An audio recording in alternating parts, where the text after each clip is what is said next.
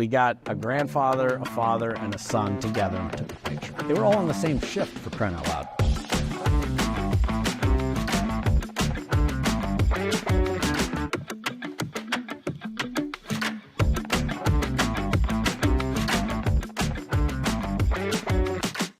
So one of the things that I've so appreciated about Swagelok in the whole time I've known you is your very deep belief in a set of values that guides all of your actions. So can you tell me about those values and where that deep commitment comes from? Absolutely. Our values are on every wall, but they're not just on the wall. Our values drive our decisions. Our values define who we are, not so much what we do, right? We make great parts, we do great things for customers, but who we are people who follow these values. And these values run all the way back to the founding of the company of Mr. Lennon. And they've been sort of bedrock values. It's just an amazing thing that's built up over many, many years and has become just foundational to who we are. But you all have grown.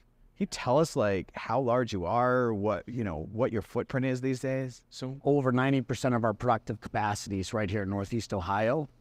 And we couldn't be happier. We've been cutting metal for 76 years and never had a layoff in Ohio. Never had a layoff. And these are great jobs. These are great paying jobs. These are great, a beautiful, clean facility. I mean, you could literally eat off your floor. You wouldn't want to, and I'm sure that is against the rules entirely, but it is a gorgeous, gorgeous facilities. Thank you for saying that, and thanks for recognizing it. That's it's part of what makes our quality so good, right?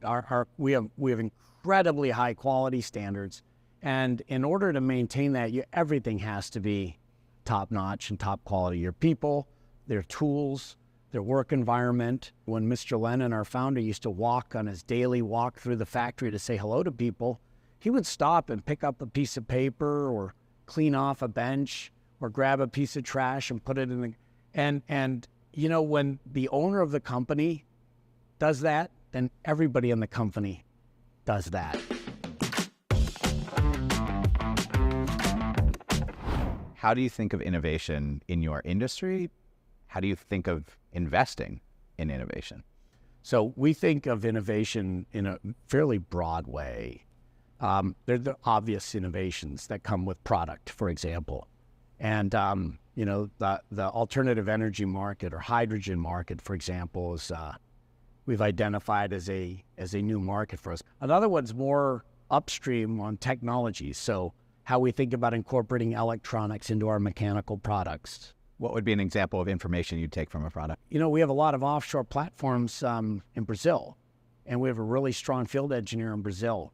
Our field engineers have headgear that they can wear with cameras, like Google Glass and an earpiece, and they're able to share with their colleague in Brazil what's going on and get his advice. And so we can bring a whole world's worth of knowledge onto an offshore rig sitting in the North Sea and really provide the best possible advice that we could come up with across the globe. How else is technology, Industry 4.0, playing a role in your facility? Wherever cobots make sense, they work side by side with our associates now. And then where they don't, we still try to build in automation. We really like automation to get rid of, we call it the dull, the dirty, and the dangerous, right? Those kinds of jobs are not for people. Those are for robots. How do you decide to make those decisions in the first place? We try to prove things first. We will run pilots. We'll try things. Like cobots were pretty cheap. So you get a bunch and you try stuff. I was once told that having a decision cycle that's faster than your competitor is innovation.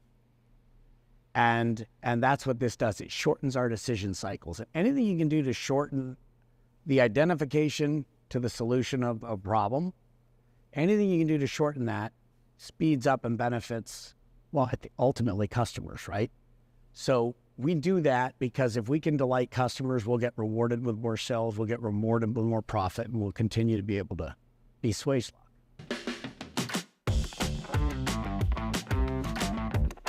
We often talk about needing talent in populations that we're not going after today. And one I know you are particularly passionate about are veterans. You yourself are one, proudly so. Proud. When you think about going after a population like vets, how do you do it? I just met an associate today who's 4 days into, this is his 5th day at Swagelok, who's a retired lieutenant colonel from the Army. And just joined us. He's excited. It's the least you can do for guys who are serving the country. Wow. But, we go well beyond the veterans. We're trying to find ways to get people who are different disabilities, find opportunities for them. And we're trying to just make the pool of candidates bigger. It's helping us with a more diverse and more inclusive workforce, but it's allowing us to find talent in places where we never looked before. Your senior folks, they're all involved in boards, right? You are actively involved in this community. How do you think about engaging as a really important business leader in the local community and making it better? It's impossible for Swagelok to be able to thrive in a community that's not thriving. That obligation that we have to keep this area, this place thriving, so that we continue to have, associates that can live a high quality life, pursue their dreams, do things like that.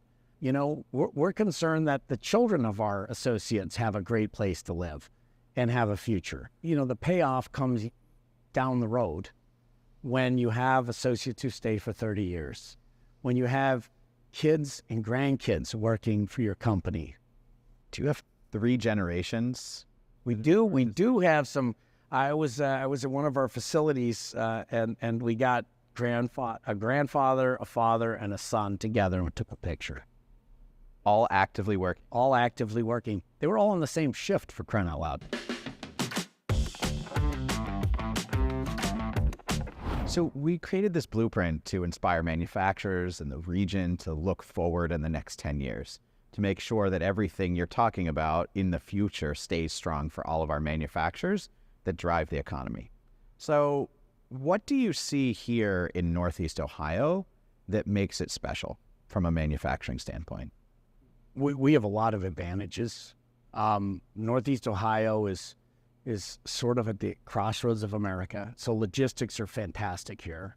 We've looked around the country and said, if we were to grow, have to build another campus somewhere, where would we do it? And every time we've done the study, the best place for us to be is Northeast Ohio.